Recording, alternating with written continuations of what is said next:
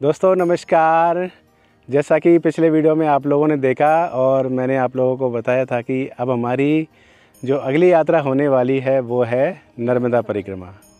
और मैं और नर्मदा दोनों साथ मिलके करेंगे नर्मदा परिक्रमा। और ये हम लोग करने वाले हैं बाइक से। जैसा कि हम लोगों ने 4 धाम और 12 ज्योतिर्लिंग यात्रा की है इस वाली बाइक से। ये हमारे पास बाइक है हमारी HF डीलक्स। और इस बाइक ने हमें बहुत कुछ दिया है अपने जीवन में। इतना ज़्यादा हमें दिया है उसकी कल्पना भी हम लोग नहीं कर सकते। कारण ये है कि इतने छोटे से जीवन में हम लोगों ने इतनी कठिन तपस्या यानी 12 ज्योतिर्लिंग यात्रा इस बाइक से की है। तो कह सकते हैं कि पूरी यात्रा में इस बाइक का पूरा योगदान रहा है, सहयोग रहा। और अब आने वाली यात्रा यानी कि नर्मदा परिक्रमा में भी इसका साथ होने वाला है। वैसे तो इस परिक्रमा को हम लोग करने वाले थे पैदल। और आप सभी को पता है कि हम लोग जब 12 ज्योतिर्लिंग यात्रा के लिए निकले थे घर से, तो उस समय बहुत सारे लोगों ने बोला था कि आपके इतने छोटे छोटे बच्चे हैं, आप इतने दिन बाहर कैसे रहोगे। तो वो चीज़ हमको भी पता है कि हम लोग जब 12 ज्योतिर्लिंग यात्रा पे गए थे तो बच्चों को छोड़ना कितना मुश्किल होता है। तो उस समय तो हम लोग 2 महीने में यात्रा कंप्लीट कर लिए थे। लेकिन अगर अब हम पैदल परिक्रमा करते तो इसमें हम लोगों को लग जाता लगभग 4 महीने का समय। मिनिमम 4 महीने तो लगने वाले थे और मैक्सिमम तो हो सकता 5 महीने या 6 महीने भी होता अगर हम लोग आराम से शूट करते हुए जाते। तो हम लोगों ने सोचा कि यार अभी बच्चे छोटे हैं तो इस बार तो रहने देते हैं, मतलब अभी फ़िलहाल में पैदल रहने देते हैं। बाकी 15 दिन पहले से हम लोग लगातार सोचे जा रहे थे कि बस पैदल करना है, पैदल करना है। एक ही सवाल था हमारे दिमाग में कि पैदल करेंगे तो बच्चों का क्या होगा, कैसे कर पाएंगे, इतने दिन तक बच्चों से कैसे दूर रह पाएंगे। तो हम लोगों ने जो परिक्रमा वासी हैं उनसे बात की, तब जाके पता चला, उन्होंने हमको बताया, सही सलाह दी उन्होंने कहा कि ये परिक्रमा करने का एक तो समय नहीं है पैदल परिक्रमा करने का, क्योंकि अगर आपको पैदल करना है तो नवंबर के शुरुआत से ही करना पड़ेगा। जैसे कि जो चतुर्मास होता है उसके बाद से ही प्रारंभ हो जाती है नर्मदा परिक्रमा। और आप सभी को पता है कि नर्मदा जी की जो परिक्रमा पैदल होती है वो लगभग 3500 किलोमीटर की होती है। तो ऐसे में बहुत टाइम लग जाता। गर्मी आने वाली है और अब जितना भी टाइम आएगा गर्मी और बढ़ेगी, कम नहीं होगी, क्योंकि अभी फरवरी एंड का समय चल रहा है। तो अब आने वाले टाइम में मार्च में, अप्रैल में, मई में और जून में तो बहुत ज़्यादा गर्मियाँ पड़ती हैं। और ख़ास तौर पे मध्य प्रदेश के पश्चिम की तरफ जैसे कि गुजरात तरफ बहुत ज़्यादा गर्मियाँ पड़ती हैं। तो हम लोगों ने फिर सोचा कि अब पैदल तो हो नहीं सकता है, पैदल तो कर नहीं सकते। उसके 2 कारण हैं, एक तो गर्मियाँ आ गई हैं और दूसरा बच्चों से इतने दिन तक दूर नहीं रह सकते। तो दोनों ही कारण जो हैं हमारी पैदल परिक्रमा के लिए सूटेबल नहीं है। तो इस वजह से अब हम लोगों ने सोचा है कि जिस प्रकार हम लोगों ने बाइक से 12 ज्योतिर्लिंग 4 धाम यात्रा की है उसी प्रकार हम लोग अब इस हमारी बाइक से करेंगे।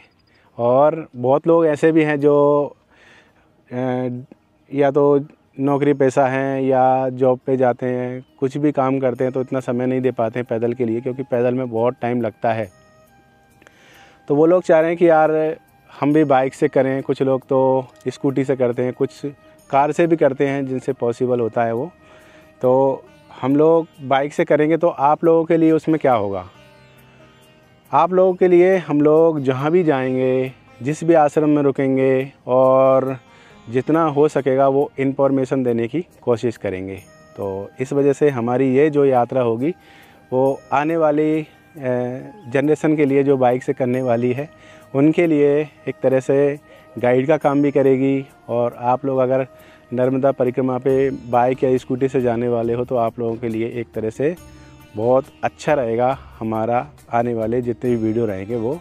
तो अब सवाल ये है कि हम लोग कब जाने वाले हैं। जाएंगे, लेकिन अभी थोड़ी शादियां आ रही है तो उस चक्कर में नहीं जा पा रहे हैं। अभी 20 तारीख को शादी है, 19 को है, तो इसके बाद तो इसके लिए हम लोगों ने सोचा है सही टाइम जो शिवरात्रि आ रही है उससे पहले।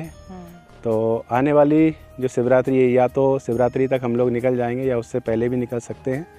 तो अब आप लोगों को बहुत ही अच्छे अच्छे वीडियो देखने को मिलने वाले हैं, क्योंकि माँ नर्मदा के सानिध्य में हम लोग रहेंगे और यात्रा करेंगे। हमारे जीवन का सबसे बड़ा रोमांच है।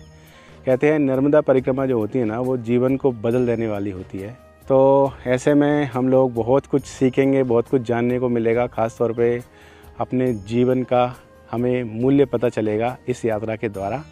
तो आप लोगों के लिए भी एक तरह से मानसिक यात्रा होगी। अगर आप लोग हमारे वीडियो को डेली देखेंगे तो आप लोगों को भी लगेगा कि हमारे साथ साथ आप भी यात्रा कर रहे हैं। तो इस वजह से हमारी तो ये यात्रा होगी, साथ में आप लोगों की भी एक मानसिक यात्रा रहेगी। तो अब बहुत अच्छे अच्छे वीडियो आने वाले हैं। अभी 2-4 दिन हम लोग उसकी तैयारी में लगेंगे। ख़ास तौर पे क्या क्या ले जाना है, क्या नहीं ले जाना है, क्योंकि अब कुछ अरेंजमेंट ऐसा करना है कि जो परिक्रमावासी हैं, जितने भी लोग रहेंगे, उनके लिए भी हम लोग कुछ करना चाहते हैं। और जिस आश्रम में हम लोग रुकेंगे तो उनके लिए भी हम लोग कुछ करना चाहते हैं। और जो भी हमारे जीवन का अनुभव होगा और हमारी यात्रा का जो अनुभव होगा, आप लोगों के साथ में साझा करते रहेंगे। तो आप उन वीडियोस को देखना। फ़िलहाल में 2-4 दिन हम तैयारी करते हैं, और जो शादियां हैं हमारी कुछ रिलेटिव, कुछ दोस्तों की, तो वो शादियों को कंप्लीट करके फिर निकलते हैं भैया। तो ये यात्रा भी हम दोनों की साथ में होने वाली है। वैसे तो मैं पैदल भी अकेला भी जा सकता था। फ़िलहाल न्यूज़ यही है कि अब एक बहुत ही यादगार और सबसे ज़्यादा आध्यात्म वाली यात्रा होने वाली है, और बहुत जल्द हम निकलने वाले हैं। तो इस वीडियो को करते हैं यहीं पे एंड। आशा करते हैं कि आप लोगों को ये वीडियो अच्छा लगा होगा। हम मिलते हैं आपसे अगले वीडियो में। तब तक के लिए जय भोलेनाथ। जय भोलेनाथ, नर्मदे हर।